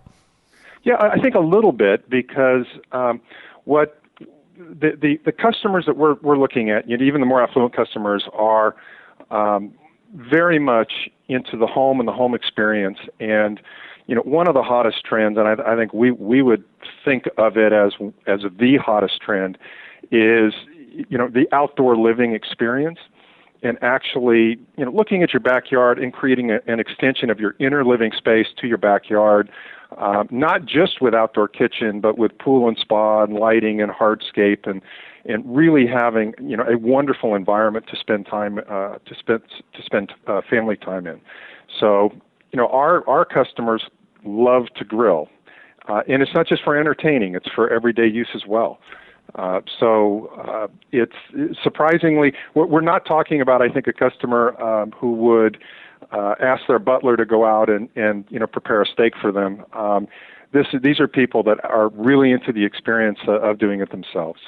It's funny that you mentioned that, because one of my questions was, if you look at a 10 or maybe even a 15 year ago, it was cool to grill, but there didn't seem to be such a robust desire from folks to have that outdoor gathering place to really allow them to cook and eat and store items and have these outdoor heaters to remain, nice and comfortable if you're getting into the cooler portions of the evening. Is there anything specifically that you can attribute, that kind of desire and that kind of movement to, hey, let's not go out, let's not spend money on this. Instead, let's, expand the home, not by putting roof over it, but putting out patio block and bringing in these outdoor kitchens. That really seems to be an ever-growing market even to this day. I think you're exactly right. I think people are into, I think what demographers would call a nesting type of mode, where they really look at the home as overall a place where they want to spend time. I think you've seen that on the indoor side with the explosion in high-end brands for indoor kitchen, media rooms for home theater, and then outdoor kitchen in terms of extending your lifestyle to the outside. And generally, what we think is, people work, particularly that are cooped up inside all day. When they get home after work, they want to go outside. They don't want to necessarily stay inside. And so we see this as a trend that is going to be driven by a number of factors for the foreseeable future. Jim Book joining me here on the show. He is the CEO for Lynx Grills, lynxgrills.com, the website, if you want to check it out here while we're chatting a little bit. Jim, you'd mentioned the Sedona, you mentioned the professional models, the kind of the flagships that you have there in the product line. If you can, you can break it down by model if you want, but as far as Lynx compared to other grills, and there's obviously a huge gamut of low end, high end. What do you think separates the make and how you have the features and the benefits? What do you think separates Lynx grills maybe from some of the higher end grills like a Viking and some of those other ones? I think the very first thing that will strike you about a Lynx grill is the fit and finish. The hand-polished mirrored edges, the blue LED lighting, the beautiful grain of the stainless steel itself. I mean, it's an elegant product, and it's just very beautiful.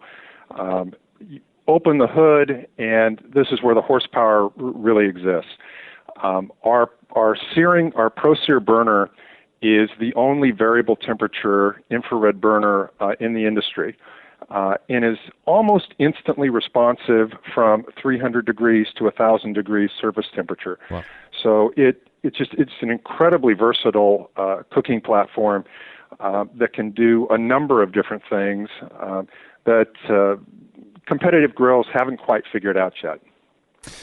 Even like a tech, who I guess would be seen as the preeminent infrared burner people. When I was looking at infrared grills 5-6 years ago, it was tech and everybody else behind. Have they kind of fallen off from your guys' research? Oh, I think tech is the father of infrared. They were the ones that introduced it. When their patent ran out, everybody jumped on the bandwagon. I think that what we've done is we've taken the wonderful concept that they introduced to the market, and we've made it a variable temperature burner and cooking zone, where most other infrared searing burners are on and off. And the problem with that is you have to, when you're done searing, whether you're doing it in the beginning or using a reverse sear, that portion of the cooking surface isn't really accessible except during the searing step. And with our grills, you're able to use it for the entire cooking experience. Jim, I've seen a number of terrific outside kitchens. I've actually been showing some pictures while we've been chatting of great outdoor kitchens, and Lynx pieces are either like a portion of that whole thing or they're completely Lynx driven. Is that something, a service that Lynx will provide, that built-in island or kitchen type of a thing, consulting work for clients looking to set that kind of thing up? Absolutely.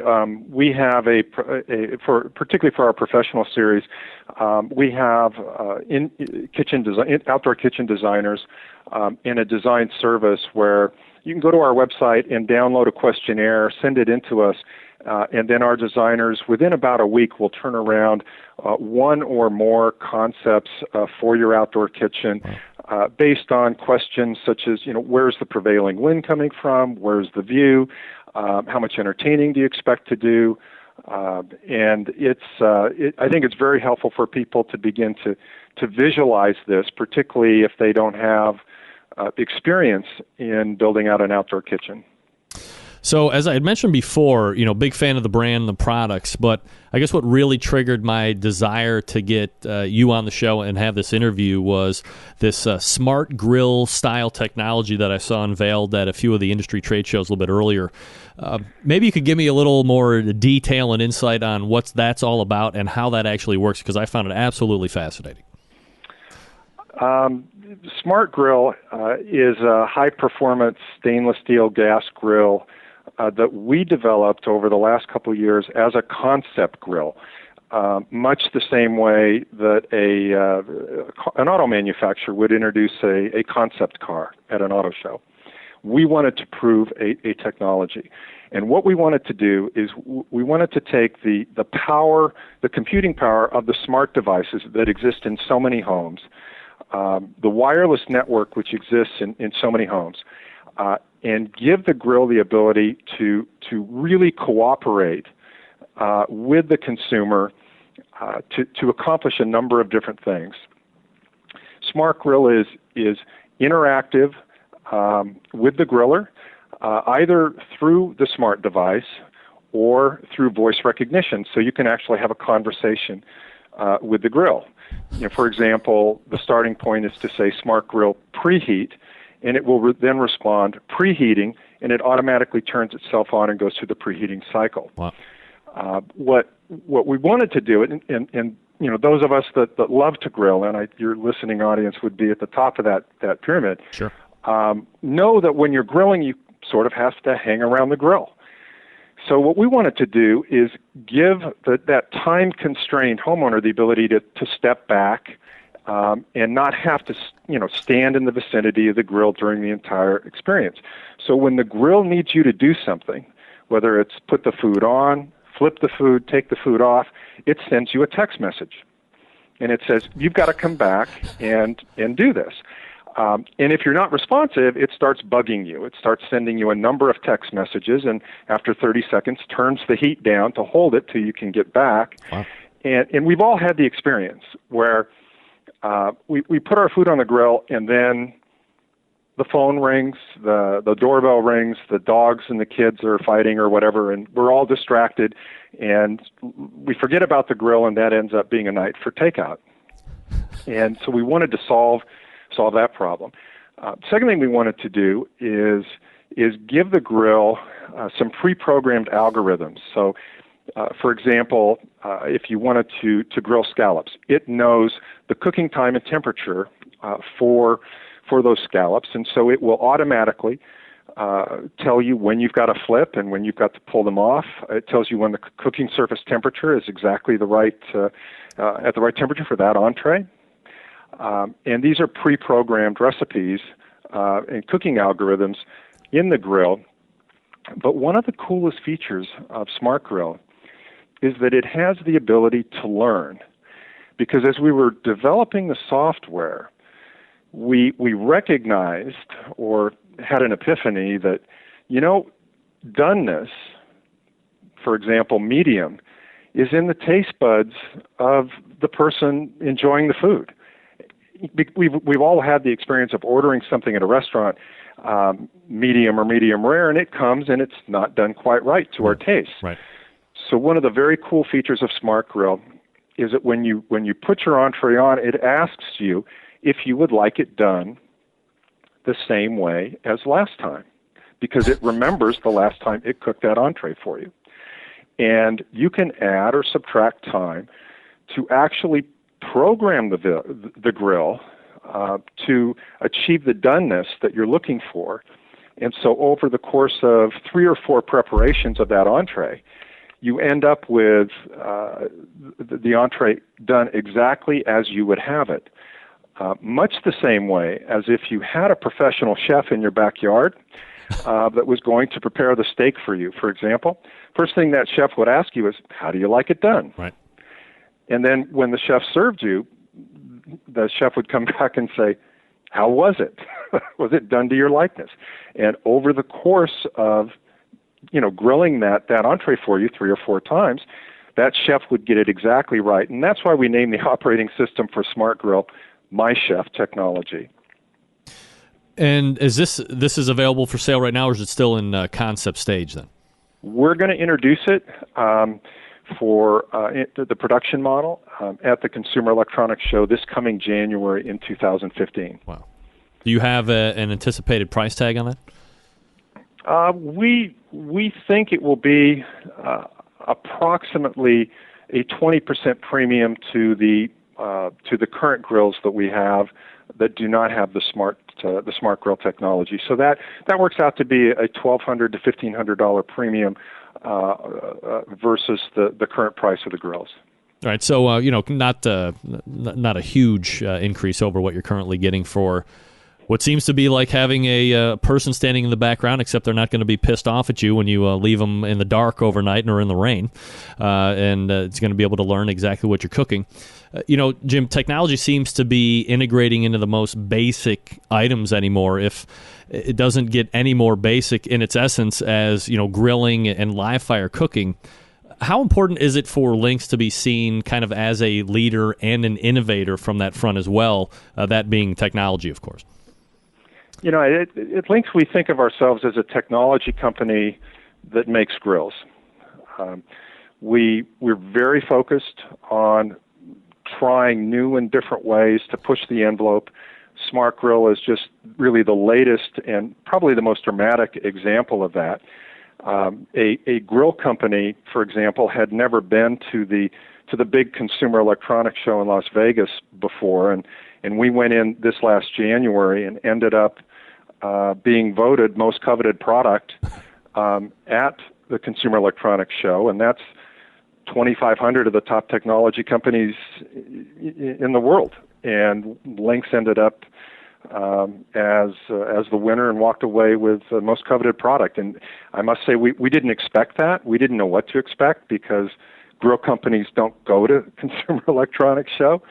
But we were very pleased, and we knew from that experience that this was a powerful technology that we needed to bring to market. Absolutely impressive and a huge take, as you said, at CES, being able to take the most coveted product from everybody else that's really, I guess, considered or viewed as a technology company. Jim Book is the CEO for Lynx Grills. Again, the website, Lynx, Lynx, grills.com is that website. Jim, really appreciate the time and the insight conversation tonight. Thanks so much for doing it. Greg, thank you. Yeah, you got it. There he is, Jim Book. President CEO of Lynx Grills. And again, that website, lynxgrills.com. Look, people bitch and moan and complain about technology, and is it ruining grilling? Is it ruining barbecue? Whatever. You are absolutely 100% lying if you wouldn't want to get your hands on that. Can you imagine having something that asks you want to cook it the same as last time? Give it 45 more seconds, grill. See you in 3 days when we try it again.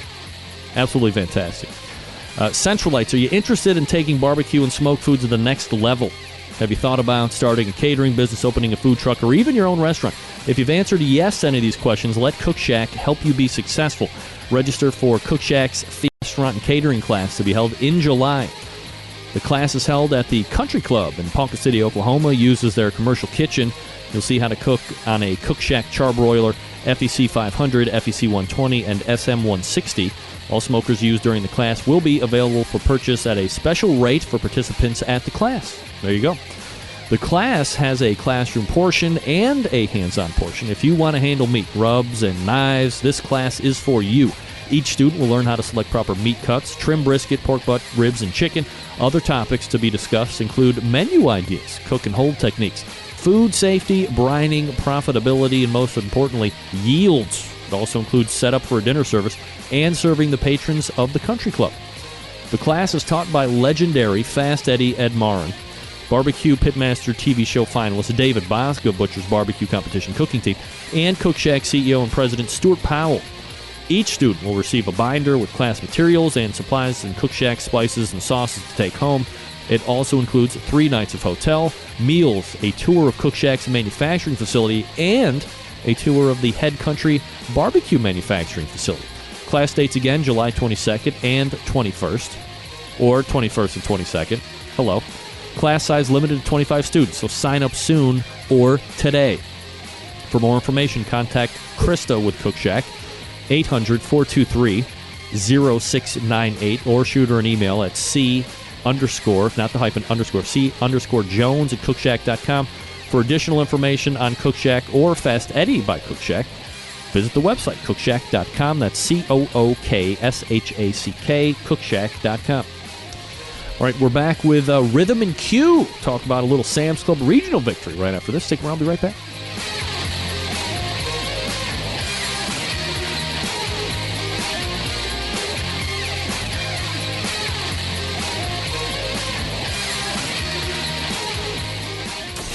Big name interviews, advice on cooking brisket and ribs, and the only host willing to share his honest opinion on all things important in the world of barbecue. It's the Barbecue Central Show.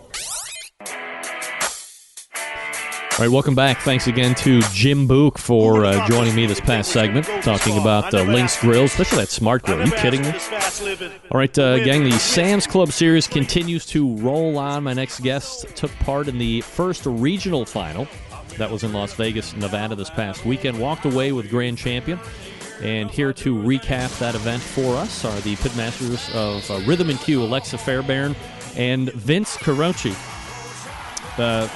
Alexa, Vince, welcome to the show. Thanks for joining me. You guys are there right now, right? We sure are, Greg. Okay, Thanks great. for having us on. Yeah, absolutely my pleasure. I appreciate you guys making time. If I could start, I guess with you, Vince. How do you get into the competition side of things, and how do you, I guess, form the team Rhythm and Cue?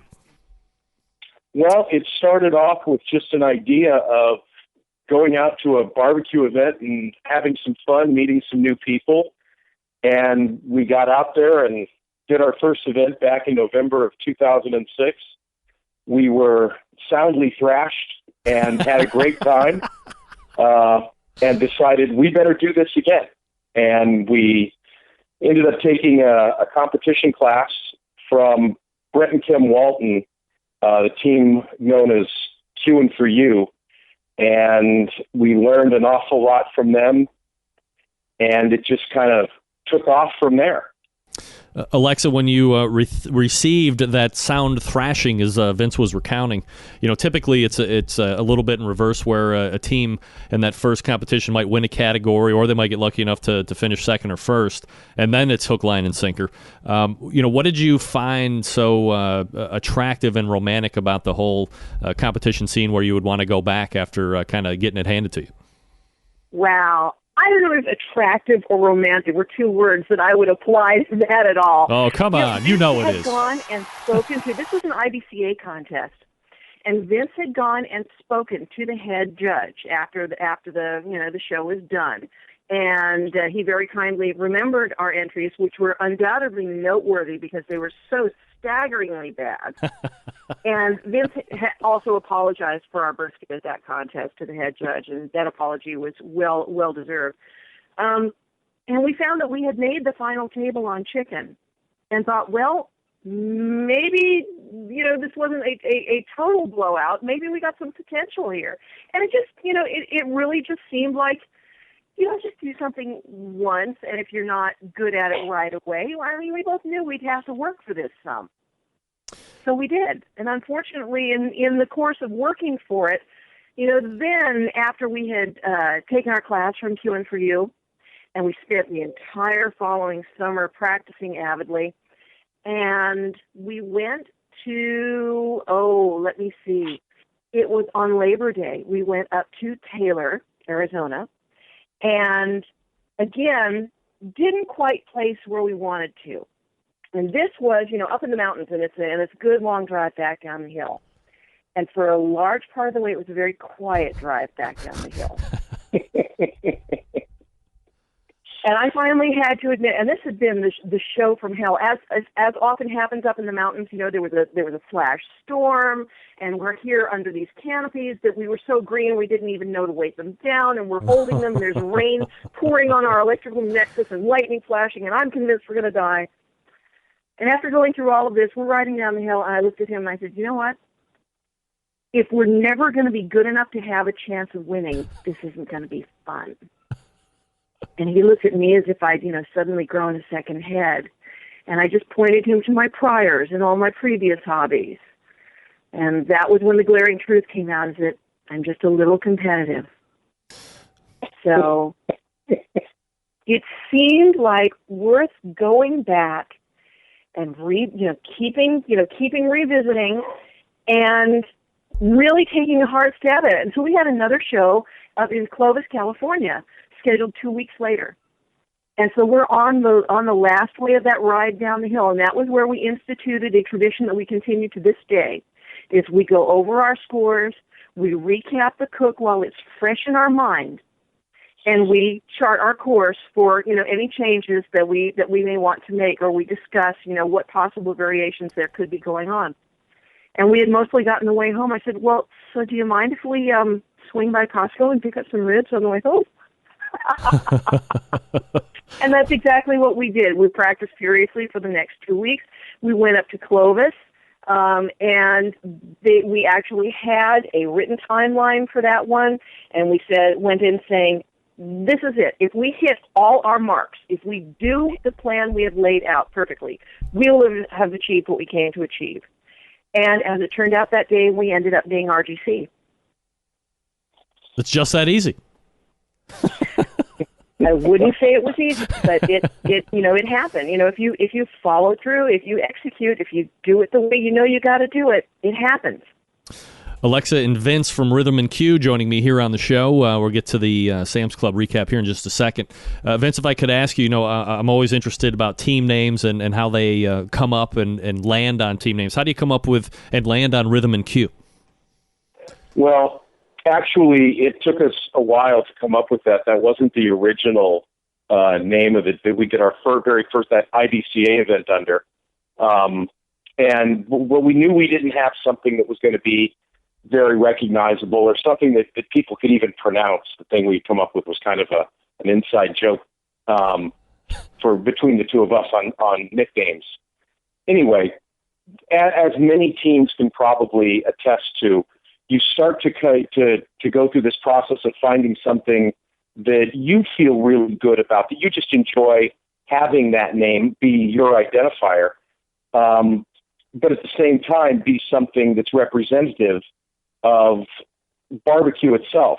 And you get kind of punchy after a while where you've come up with name after name after name. And, it's like you start spitballing anything that comes out of your mouth and adding barbecue to the end of it. Well, we started going on a music theme. And one of the things that we came up with was rockabilly barbecue. And we both liked that. And we immediately did a search for that, and we found out there was a festival somewhere in the East. I think it was one of the Carolinas. It was called the Rockabilly Barbecue Festival. And so we decided, well, let's not do that. And suddenly we shifted over to blues. And we thought about rhythm and blues. And we both kind of looked at each other and said, that's it, Rhythm and Q. And it's the combination of rhythm and blues being that really honest American music genre, and then you've got barbecue being that real American cuisine, and it just kind of came together, and we looked at that and said, that's really good. We liked that a lot, and that's pretty much how it came into being. Cool. That's a great story. All right, so let's go ahead and kind of look back at this past weekend. Alexa, overall, anything during that weekend's cook that came up that maybe you didn't plan for, that you had to contend with, that you weren't expecting? Wow. First and foremost, anybody who was there knows it was the weather.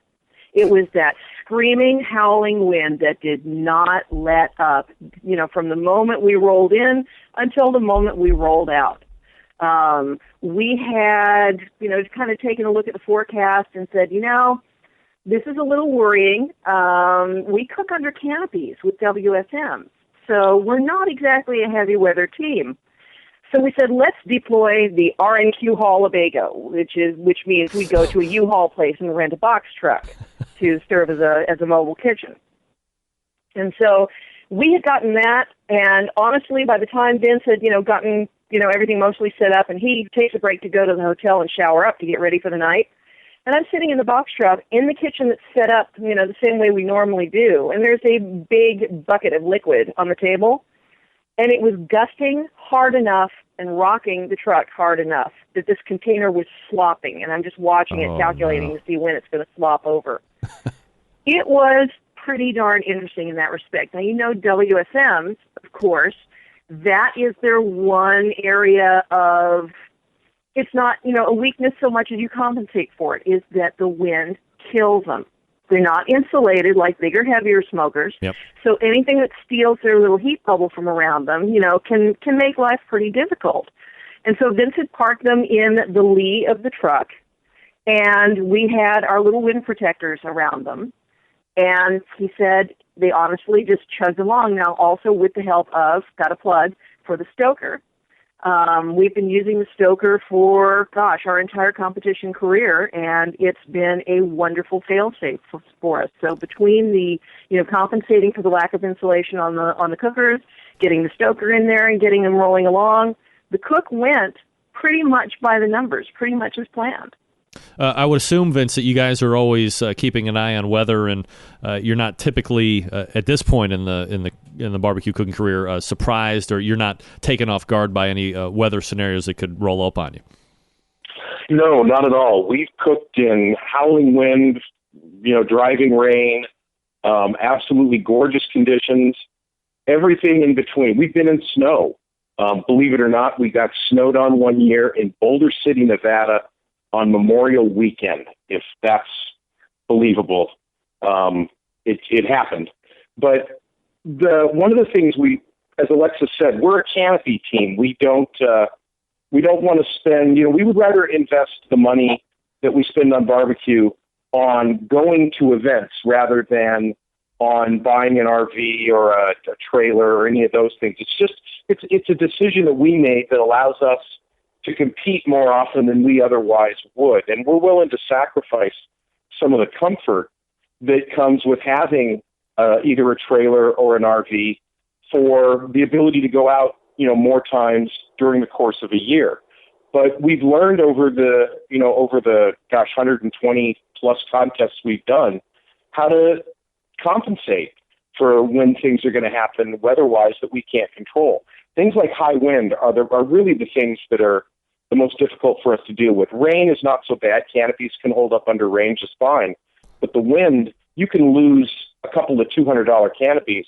And to go out and get a box truck for, under $50 for the weekend to give you hard walls and protection, it's a real simple thing. I think we've done that 3, maybe 4 times over the years. So just learning when you don't want to battle the weather. And this was certainly an event where we knew in advance it was going to be rough.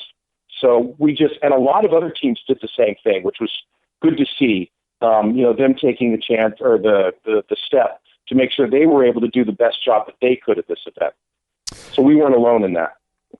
Alexa and Vince from Rhythm and Q joining me here on the show, talking a little bit about the win last weekend in Las Vegas on the Sam's Club first regional final that took place, and they'll be heading down to Bentonville a little bit later in the year. When we look at the individual meat category results, 16th overall in chicken, 4th in pork, 4th in ribs, 2nd in pork, 4th in brisket. There seems to be a contingent, and it seems to be only with chicken, of teams that will cook the chicken and turn it in and run with it, and they are 100% confident in their method. There's also another contingent that will cook it the way they would normally do, but then they kind of taste it and will make tweaks prior to jumping in the box and sending it off to the judges' tent. Where do you guys fall out on that? Oh, you know what? I hate to admit it, but we have gotten into the habit of being the fix what we know works and send it out camp. And we've tried to be more diligent about tasting it, but chicken has been a strong meat historically for us. We started out early in our career with a second at the Jack in chicken, and followed it up a few years later with a first in chicken at the Jack. Last fall, we got our first chicken 180 at the Sam's Club National. So at that point, we're kind of not fixing what we pretty much know works. If it hits its marks during the cook itself, we know it's going to be good. So we put that flavor on it and, throw it in the pretty greenery and send it in. Will it taste it? But since we don't have, we cook a minimal number of pieces. We cook 8 pieces of chicken. 6 of them have to go in the box.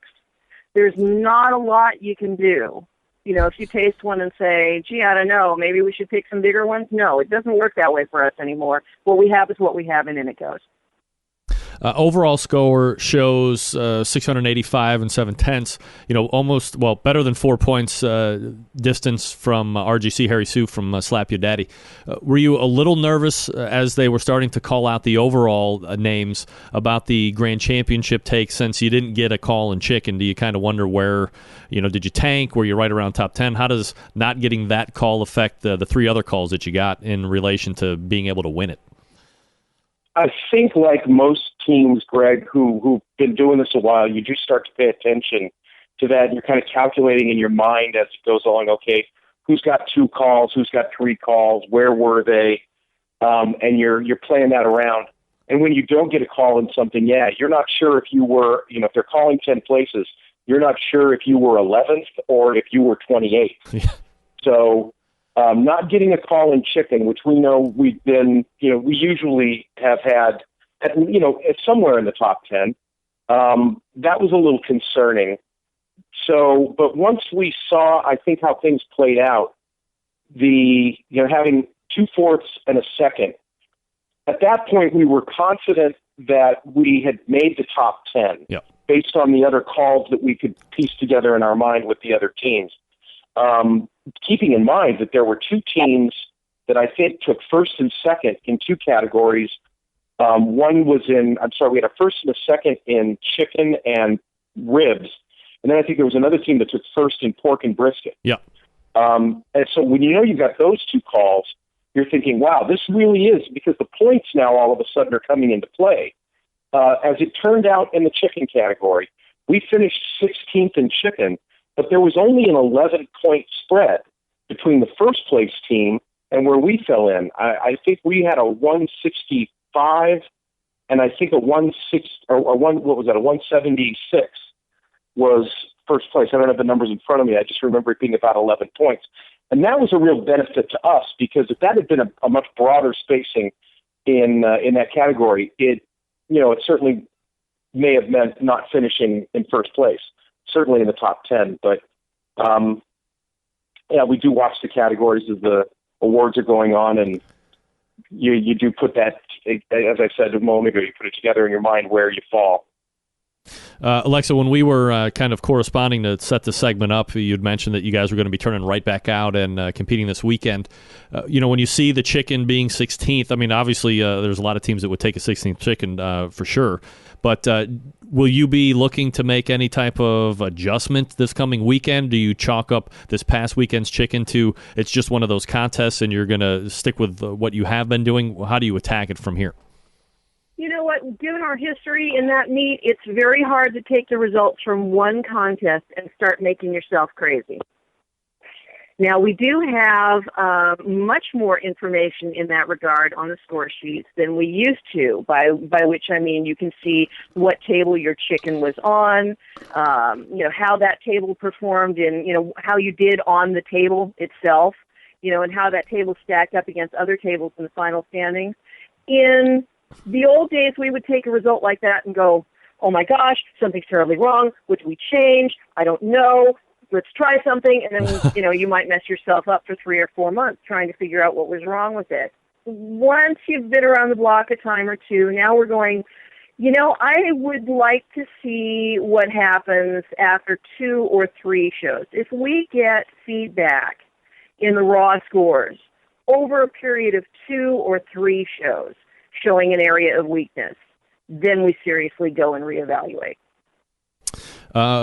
Rhythm and Q has just won the Las Vegas Regional Final, and they will obviously be moving on to the final round in Bentonville, Arkansas a little bit later this year, obviously doing contests in between to keep those barbecue skills sharp. Alexa, Vince, thanks so much for coming on tonight, and continued success. Thank you very much, Graham. It was a pleasure to be on the show, and we really appreciated the invitation. Yeah, absolutely. My pleasure.